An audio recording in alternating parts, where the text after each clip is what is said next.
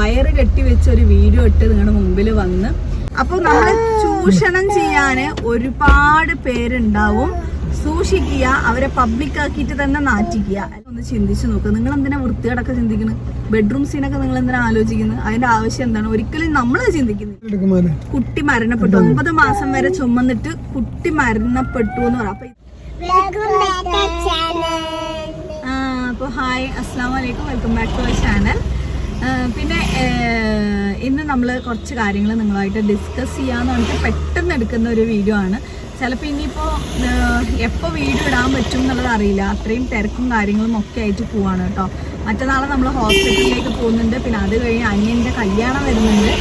അപ്പോൾ കല്യാണത്തിൻ്റെ പർച്ചേസും കൂടി ഉള്ളതാണ്. അപ്പോൾ ഇത് കഴിഞ്ഞിട്ട് ഇപ്പോൾ നമ്മൾ എങ്ങനെ പോയിക്കൊണ്ടിരിക്കുന്നത് ചേച്ചു പറ? സ്കൂളിൽ ചേർത്താൻ അച്ചോളിക്ക് ചേച്ചിക്കുട്ടീനെ സ്കൂളിൽ ചേർത്താൻ പോവാണ്. ഒരാഴ്ച മുമ്പാണ് സ്കൂളിൽ ചേർത്തത്. ഇത്ര ദിവസം നമ്മൾ വൈകിപ്പിച്ചത് എന്താന്ന് വെച്ചാല് കുറച്ച് ഫീസ് ഡൊണേഷനിൽ എന്തെങ്കിലും കുറവ് കിട്ടുമോ പറഞ്ഞിട്ട് നോക്കിയതാണ്. നമ്മുടെ കുടുംബത്തിന് അവസാനം കിട്ടി. നല്ല മദ്രസ കാര്യങ്ങളൊക്കെ നന്നായിട്ട് പഠിപ്പിക്കുന്ന നല്ലൊരു സ്കൂള് എന്ന് പറഞ്ഞിട്ട് അങ്ങനെ 1 മാസം മുമ്പോ 1.5 മാസം മുമ്പോ പോയി അന്വേഷിച്ചു. പക്ഷേ ഡൊണേഷനിൽ എന്തെങ്കിലും കുറവ് കിട്ടുകയാണെങ്കിൽ അതൊരു ലാഭമല്ലേ എന്ന് വിചാരിച്ച് നമ്മുടെ വീട്ടിൽ നിന്ന് 4 കുട്ടികളുണ്ട്. അപ്പൊ 4 കുട്ടികളും കൂടെ ചേർക്കുമ്പോൾ ചിലപ്പോൾ കമ്മി കിട്ടുമല്ലോ. 10,000 രൂപയുടെ ഡൊണേഷൻ. അപ്പൊ അതെങ്ങനെയെങ്കിലും ഒരു 8,000-ലേക്ക് എത്തിച്ചിട്ടുണ്ട്. പിന്നെ നമ്മുടെ ഇൻസ്റ്റഗ്രാം പേജ് ഇതുവരെ ഫോളോ ചെയ്യാതെ ആരെങ്കിലൊക്കെ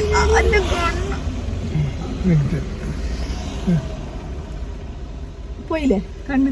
അപ്പോൾ ഇൻസ്റ്റാഗ്രാം പേജ് ഇതുവരെ ഫോളോ ചെയ്യാത്ത ആരെങ്കിലും ഒക്കെ ഉണ്ടെങ്കിൽ ഒന്ന് ഫോളോ ചെയ്ത് സപ്പോർട്ട് ചെയ്യാം. പിന്നെ എന്താണ് ഇൻസ്റ്റാഗ്രാം പേജ് എന്ന് പറഞ്ഞപ്പോൾ ഓർമ്മ വന്നു. ഇന്നാളൊരു കമന്റ് അല്ല, ഒരു മെസ്സേജ് ഉണ്ടായിരുന്നു കേട്ടോ. നമ്മൾ ഈ പെണ്ണുങ്ങളെ സോഷ്യൽ മീഡിയയിൽ ഉണ്ടാകുമ്പോൾ അതൊക്കെ സഹജമാണ്. പക്ഷെ എങ്കിലും പ്രതികരിക്കണം. അതിനെപ്പറ്റി ഞാൻ പിന്നെ പറയാം. അപ്പോൾ ഞാനിപ്പോൾ ഇന്ന് വന്നിട്ടുള്ളത് നമ്മുടെ കുറച്ച് വിശേഷങ്ങൾ ഇതുപോലെയുള്ള കാര്യങ്ങളൊക്കെ പറയാമെന്നാണ്. അപ്പോൾ നിങ്ങൾ കുറച്ച് ഡൗട്ട് കാര്യങ്ങളൊക്കെ ചോദിച്ചിട്ടുണ്ടായിരുന്നു. പിന്നെ അതുപോലെ ഇപ്പോൾ ലാസ്റ്റ് വന്നൊരു നമുക്ക് ഫണ്ണി ആയിട്ടും അല്ലെങ്കിൽ സീരിയസ് ആയിട്ടും ഒക്കെ എടുക്കാവുന്ന ഒരു കമന്റ് ആണ് ഞാനിപ്പോൾ പറയാൻ പോകുന്നത്. വയറ് കെട്ടി വെച്ചിട്ടുണ്ടല്ലോ, നമ്മൾ ലാസ്റ്റായിട്ട് ഒരു വീഡിയോ ഇട്ടിട്ടുണ്ടായിരുന്നില്ലേ? നല്ലൊരു വീഡിയോ ആണ്, ഒരുപാട് പേർക്ക് ഉപകാരം ഉണ്ടാവുന്ന വീഡിയോ ആണ് എന്ന് പറഞ്ഞിട്ട് ഒരുപാട് പേര് നമ്മുടെ അത് പറഞ്ഞിട്ടുണ്ടായിരുന്നു. പക്ഷെ നമുക്ക് ഒരുപാട് വിഷമം ഉണ്ടാക്കിയ ഒരു സംഭവം അതിലുണ്ടായി. വയറൊക്കെ കെട്ടി വെച്ചിട്ടുണ്ടല്ലോ എന്നും പറഞ്ഞിട്ട് ഒരു കമന്റ് ഇട്ടിട്ടുണ്ടായിരുന്നു. അപ്പൊ ഈ കമന്റിന് ശരിക്കും പറഞ്ഞാൽ നമ്മള് എന്താ ഇക്കാൻ അഭിപ്രായം? അതെ, ഞാൻ ഇനി കഷ്ടപ്പെട്ട് ഷേപ്പിലൊക്കെ ഇനി കെട്ടി വെച്ചിട്ട് വരേണ്ടി വരും. എനിക്ക് ഒന്ന് മാത്രമേ പറയാനുള്ളൂ, വയറ് കെട്ടി വെച്ച ഒരു വീഡിയോ ഇട്ട് നിങ്ങളുടെ മുമ്പിൽ വന്ന് ജീവിക്കാനുള്ള ഗതികേടൊന്നും പഠിച്ചോ ഞങ്ങൾക്ക് തന്നിട്ടില്ല. അൽഹംദുലില്ലാ, കുഴപ്പമില്ലാത്ത രീതിയിൽ ഇപ്പോൾ അധ്വാനിച്ചുകൊണ്ട് തന്നെ മുന്നോട്ട് പോകുന്നുണ്ട്. അതിൻ്റെ ആവശ്യം നമുക്കില്ല.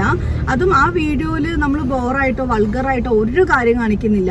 നമ്മുടെ ഷുഗർ കുറയാനും വേണ്ടിയിട്ട് ഞാൻ എന്തൊക്കെ ചെയ്തിട്ടുണ്ടായിരുന്നത് അതും വെറുതെ ഒരു വീഡിയോ പോലെ പറഞ്ഞിട്ട് വീഡിയോ എടുക്കാണ്ട് ഓരോന്നും ചെയ്ത് കാണിച്ച് ഫുഡൊക്കെ ചെയ്ത് കാണിച്ച് വയ്യാത്ത ഭാഗത്തും അങ്ങനെ ചെയ്ത് കാണിച്ചിട്ടൊക്കെ ചെയ്തൊരു വീഡിയോയിലായിരുന്നു അങ്ങനെ വന്നത്. അപ്പോൾ ഭയങ്കര ഒരു വിഷമവും തോന്നി, ഇങ്ങനെയും മനുഷ്യന്മാർ ചിന്തിക്കുന്നല്ലോ എന്ന് വിചാരിച്ചു കൂട്ടാ.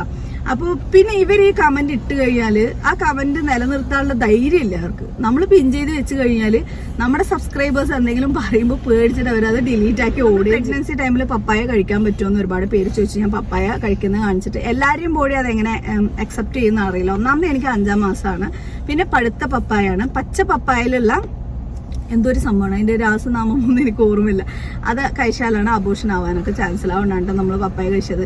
പിന്നെ അതുപോലെ നമുക്കൊരു നല്ലൊരു കമന്റ് വന്നിട്ടുണ്ടായിരുന്നു. അതിൻ്റെ അടിയിൽ മിൻഷിന എന്ന് പറഞ്ഞിട്ടൊരു പെൺകുട്ടി, തേങ്ങ നിങ്ങളെ പോലെയുള്ളവരാണ് ഇവരെയൊക്കെ മോട്ടിവേറ്റഡ് ആക്കി ചീത്തയാക്കുന്നത്.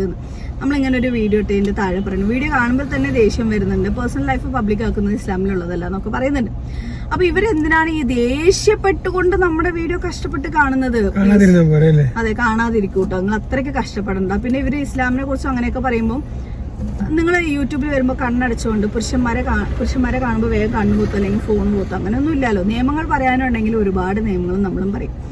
പിന്നെ അതുപോലെ ഏറ്റവും സങ്കടം തോന്നിയ ഒരു കമന്റാണ് ഇന്ന് വന്നത്. ഇത് ഞാൻ ഒരുപാട് പ്രാവശ്യം ഇതിനെക്കുറിച്ച് നമ്മുടെ വീഡിയോയിൽ തന്നെ പറഞ്ഞിട്ടുണ്ട്. മുംതാസ് എന്ന് പറഞ്ഞിട്ടൊരു ID എന്നാണ് കമന്റ് വന്നിരിക്കുന്നത്. ഞാൻ ഇവരോട് എൻ്റെ ഒരു ഫ്രണ്ടിന് വേണ്ടി ഒരു സഹായം ചോദിച്ചിരുന്നു. ഇവരെ സബ്സ്ക്രൈബർ ആണ് അവൾ. ഒത്തിരി ഇഷ്ടവുമായിരുന്നു. ബട്ട് സഹായം ചോദിച്ചപ്പോൾ ഇവരെ കിട്ടിയില്ല. മാർക്കറ്റ് ടീമിന്റെ നമ്പർ അങ്ങനെ എന്തോ ആയിരുന്നു, ഇവരെ ഹസ്ബൻഡ് ആയിരുന്നു. എന്തായാലും നടന്നില്ല. അതിനുശേഷമാണ് മല്ലു ഫാമിലിക്ക് ഗിഫ്റ്റുമായി ഇവർ പോയത്. അത് കണ്ടപ്പോൾ സങ്കടമായി.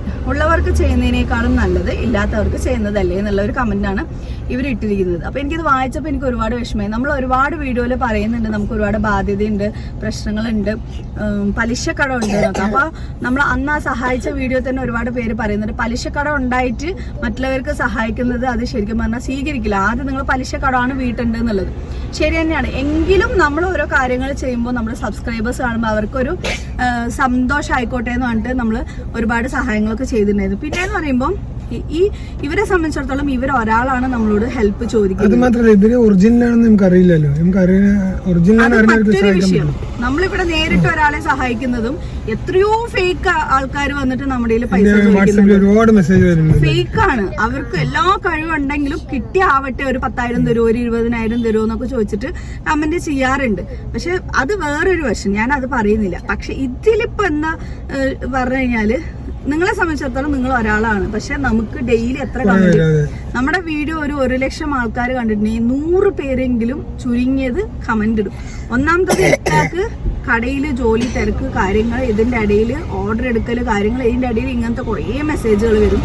പിന്നെ നമ്മൾ ആ ഒരു നമ്പർ കൊടുത്തിരിക്കുന്നത് തികച്ചും ബിസിനസ് പരമായിട്ട് കൊളാപ്സ് പ്രമോഷൻസ് ഇതിനും വേണ്ടിയിട്ട് മാത്രമാണ്. പക്ഷെ അതിൽ തന്നെ ഒരുപാട് ചിലപ്പോൾ ഓർഡർ പറഞ്ഞിട്ട് അല്ലെങ്കിൽ ഇതുപോലെ സഹായങ്ങൾ ചോദിച്ചിട്ട് ഒക്കെ മെസ്സേജുകൾ വരാറുണ്ട്. നമ്മൾ ആർക്കും മോശമായ രീതിയിൽ സംസാരിക്കുക പിടിക്കുക ഒന്നും ചെയ്യാറില്ല. കാരണം അവർക്ക് ആഗ്രഹം ഉണ്ടാകും സഹായം കിട്ടിക്കഴിഞ്ഞാൽ ആയല്ലോ എന്നുള്ളതിൽ. പക്ഷേ നമുക്ക് ഈ പറയുന്ന എല്ലാവർക്കും നമുക്ക് ഹെൽപ്പ് ചെയ്യാൻ പറ്റും. പിന്നെ അതുപോലെ അന്ന് ഡ്രസ്സ് കൊടുത്ത ആ വീഡിയോന്റെ താഴെ എല്ലാവരും നമ്മുടെ ഡ്രസ്സ് കിട്ടി എല്ലാവരും വന്നിട്ട് എനിക്ക് കിട്ടിയെന്ന് പറയണമെന്നില്ലല്ലോ. ചിലർക്ക് പബ്ലിക്കായിട്ട് പറയാൻ മടിയുണ്ടാവും. ഡ്രസ്സ്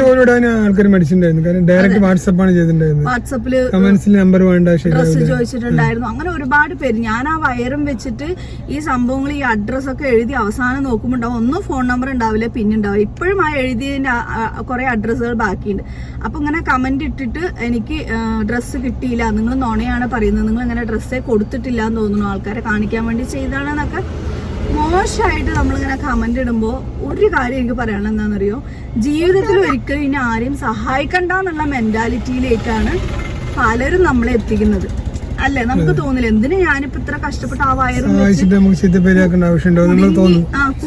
ഇങ്ങോട്ട് അടുത്ത് വാ കുടുങ്ങിയിരുന്ന് അതൊക്കെ എഴുതി അത്രയും എന്റെ ഒരു 2 ദിവസത്തെ എന്റെ പണികളൊക്കെ മാറ്റി വെച്ചിട്ട് കഷ്ടപ്പെട്ട് ഇവരുടെ അഡ്രസ്സ് കാര്യങ്ങൾ ഒക്കെ എഴുതി എല്ലാം ചെയ്തിട്ട് അവസാനം നമുക്ക് കേൾക്കേണ്ട പേരിങ്ങനെ.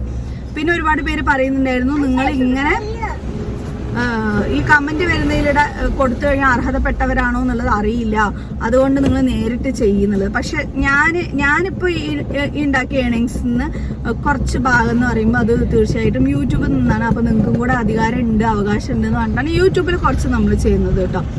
പക്ഷെ ഇനിയിപ്പോ വീണ്ടും വിചാരം വന്നിട്ടുണ്ട് വേണോ വേണ്ടേ, വെറുതെ എന്തിനാ അനാവശ്യമായിട്ട് ഓരോന്ന് കേൾക്കണെന്നൊക്കെ തോന്നിയിട്ട് എനിക്ക് മാത്രം ഇത്രയും പ്രശ്നങ്ങൾ ഒരുപാട് പേര് ചോദിക്കുന്നുണ്ട്. അതെന്താ ബാക്കിയുള്ളവരൊക്കെ ചെയ്യുമ്പോൾ നിനക്ക് മാത്രം ഇത്രയും പ്രശ്നം എന്ന് പറയുമ്പോൾ സമൂഹത്തിലേക്ക് ഇറങ്ങി മീൻസ് നിങ്ങൾ ഉദ്ദേശിക്കുന്ന ആൾക്കാരിൽ നിന്നും സമൂഹത്തിലേക്ക് ഇറങ്ങി ചെന്നിട്ട് എന്തെങ്കിലും ഇതുപോലെയുള്ള കാര്യങ്ങൾ ചെയ്യുന്നുള്ളൂ. അങ്ങനെ ചെയ്യുന്നവർക്കേ പ്രശ്നങ്ങൾ ഉണ്ടാവാറുള്ളൂ കേട്ടോ, അത് വേറെ കാര്യം. അപ്പം അതെനിക്ക് ഭയങ്കരമായിട്ടുള്ള സങ്കടം ഉണ്ടായിട്ടുണ്ടായിരുന്നു. പിന്നെ ഇവർ ഇങ്ങനെ ഒരു കമന്റ് ഇട്ടത് എന്തിനാണെന്നറിയോ, ഞാൻ കാണാൻ വേണ്ടിയിട്ടല്ല, മറ്റുള്ളവർ കണ്ട് നമ്മളെ തെറ്റിദ്ധരിക്കട്ടെ, ഇവരാരും സഹായിക്കില്ല, ഇവർ ഭയങ്കര മോശമാണ് എന്ന രീതിയിൽ ആക്കി തീർക്കട്ടെ എന്ന് വിചാരിച്ചിട്ടാണ് കേട്ടോ അവർ അങ്ങനെ ഒരു കമന്റ് ഇട്ടത്. അപ്പൊ ഇനിയൊരു കാര്യം, ഉള്ളവർക്ക് സഹായിക്കല്ല, അതൊരു ഗിഫ്റ്റ്. അതിപ്പോ തീരെ കഴിവില്ലാത്തവർക്ക് മാത്രമേ എല്ലാവരും ചെയ്യുള്ളൂ. കഴിവുള്ളവർക്ക് ആരും ഗിഫ്റ്റുകൾ കൊടുക്കാറില്ല. അതൊക്കെ നമ്മുടെ പേഴ്സണൽ ആയിട്ടുള്ള കാര്യങ്ങളാണ്, നമ്മൾ ഒരു ഗിഫ്റ്റ് ഒരാൾക്ക് കൊടുക്കുന്നതും കൊടുക്കാത്തതും ഒക്കെ. അപ്പൊ അത് അങ്ങനെ ഒരു കമ്പയർ ചെയ്ത് പറയുന്നത് ശരിയായിട്ട് എനിക്ക് തോന്നുന്നില്ല. ഉണ്ടാകുന്ന സ്വത്തു.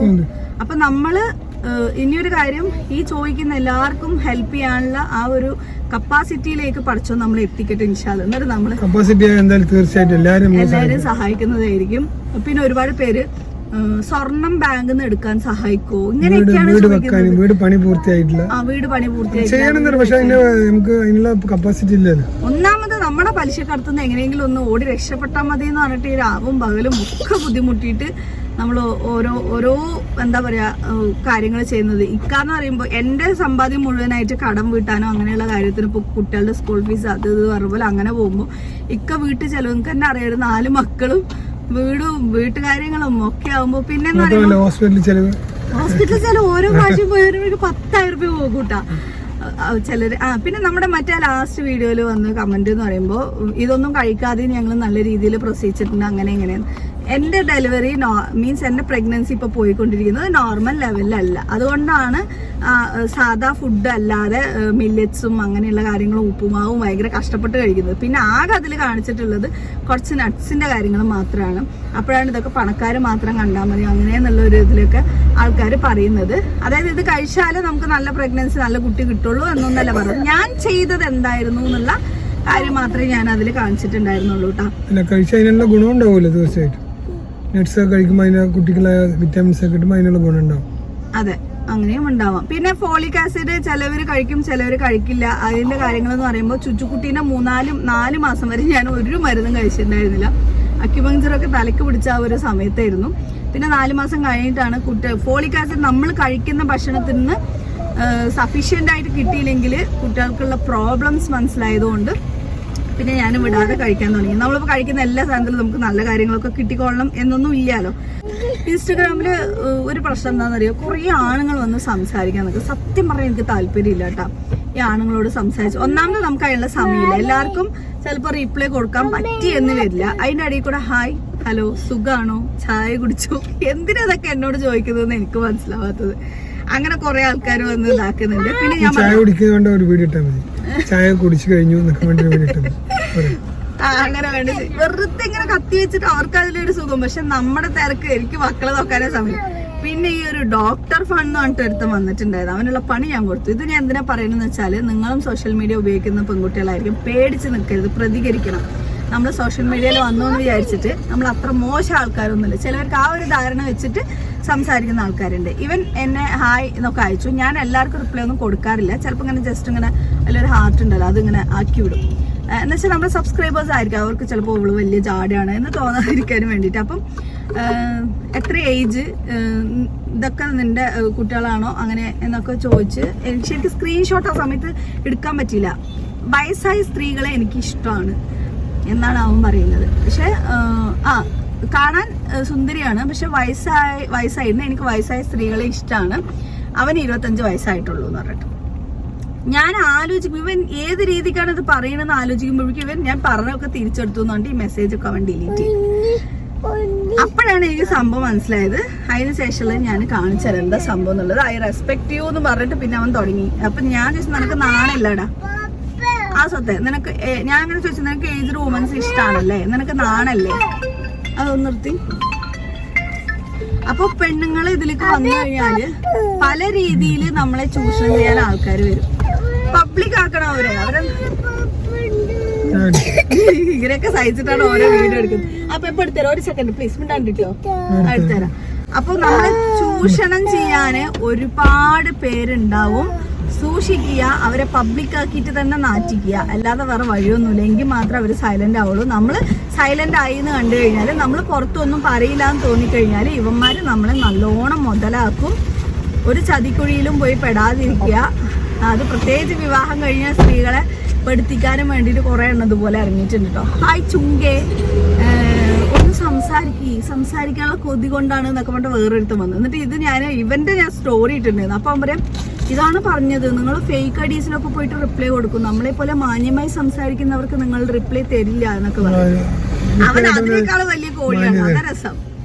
ഒന്നാമത് ഒരു സ്ത്രീക്ക് ഒരു പുരുഷനോട് സംസാരിക്കാൻ താല്പര്യമില്ലെങ്കിൽ അവൻ വീണ്ടും വീണ്ടും മെസ്സേജ് ചെയ്ത് ഉപദ്രവിക്കാൻ പാടില്ല. അതൊരു മാന്യതയാണ്. അത് മനസ്സിലാക്കാതെ വീണ്ടും ഇങ്ങനെ വെറുപ്പിക്കാൻ കുറെ ആൾക്കാരൊക്കെ വരും.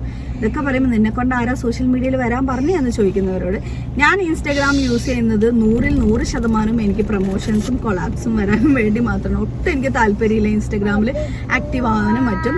റീൽസൊക്കെ ഞങ്ങൾ അത്യാവശ്യം ഡീസൻ്റായ രീതിയിൽ വല്ല കോമഡി കാര്യങ്ങളൊക്കെ ചെയ്യാറുണ്ട്. എല്ലാം എൻ്റെ ബിസിനസ് മാത്രം ഉദ്ദേശിച്ചുകൊണ്ടാണ്. ഇക്കാക്കും ഇഷ്ടമല്ല ഇൻസ്റ്റാഗ്രാമിൽ എല്ലാവരും ചെയ്യുന്ന പോലെ ഡാൻസ് കാര്യങ്ങൾ അങ്ങനെ ചെയ്യാൻ. ഞങ്ങൾ അങ്ങനെ ചെയ്യാറുമില്ല. നല്ല മാന്യമായ രീതിയിൽ ചെയ്യാറില്ല. അതുകൊണ്ട് തന്നെ നമുക്ക് ഫോളോവേഴ്സ് കുറവാണ്. എങ്കിലും കുഴപ്പമില്ലാത്ത രീതിയിലൊക്കെ പോകുന്നുണ്ട്. അപ്പൊ ഇതൊക്കെയാണ് നമ്മുടെ വിശേഷം. ഇനി നമ്മൾ നേരെ സ്കൂളിലേക്ക് പോയി കുട്ടീനെ സ്കൂളിൽ ചേർത്താൽ പറ്റുകയാണെങ്കിൽ ഞാൻ കാണിച്ചു തരാം. വയറ് കെട്ടിവെച്ചിട്ട് എന്നുള്ള ഇങ്ങനെയുള്ള പരാമർശങ്ങൾ സോഷ്യൽ മീഡിയ ആയതുകൊണ്ട് ഒക്കെ ഉണ്ടാവും. പിന്നെ ഞാൻ ഇട്ട ലജ്ജയില്ലാത്ത പെണ്ണ് എന്ന് പറഞ്ഞിട്ടൊരു പെണ്ണ് എന്നോട് പറഞ്ഞിട്ടുണ്ടായിരുന്നു. അപ്പൊ എന്താണ് നിങ്ങൾ ഈ ലജ്ജ കൊണ്ട് ഉദ്ദേശിക്കുന്നത്? ആ വീഡിയോയില് ഒരു മോശമായ കാര്യമൊന്നും കാണിച്ചിട്ടില്ല.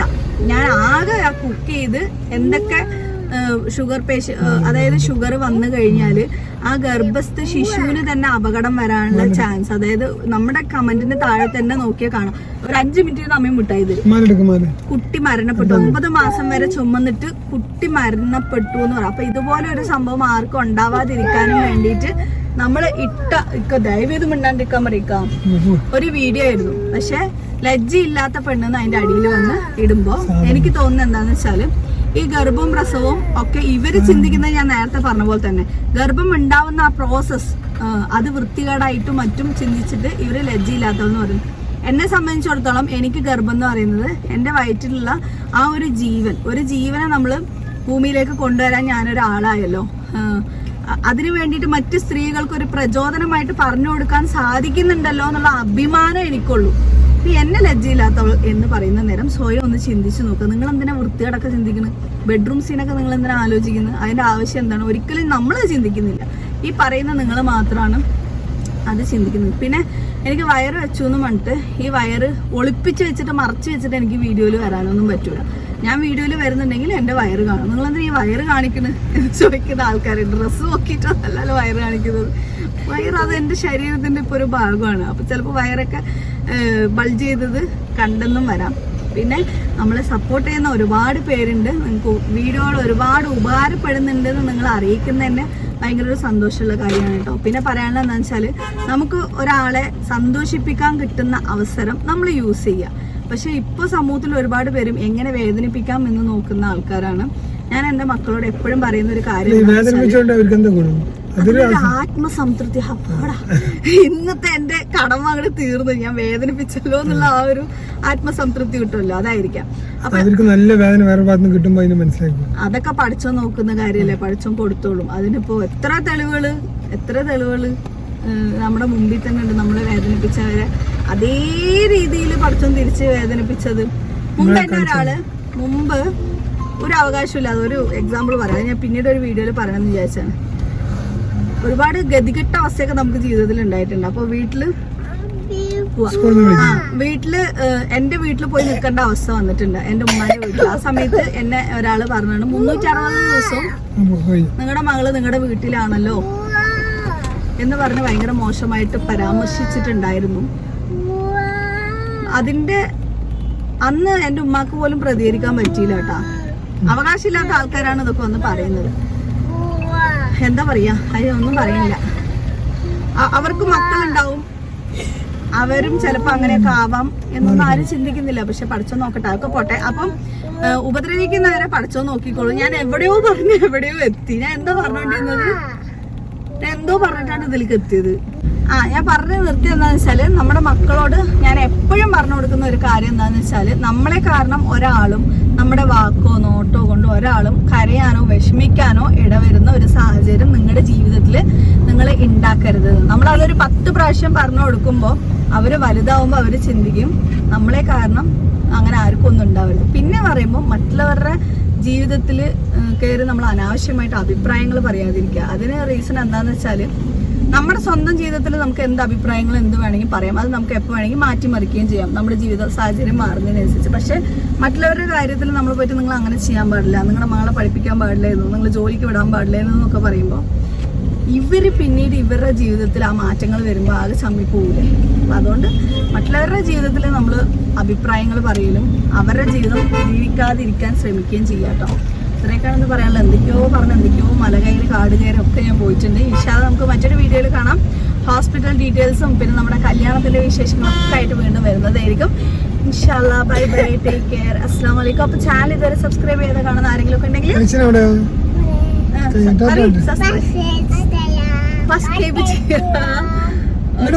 ലൈക്ക് ചെയ്യാൻ മതി. ഓക്കെ. Okay bye.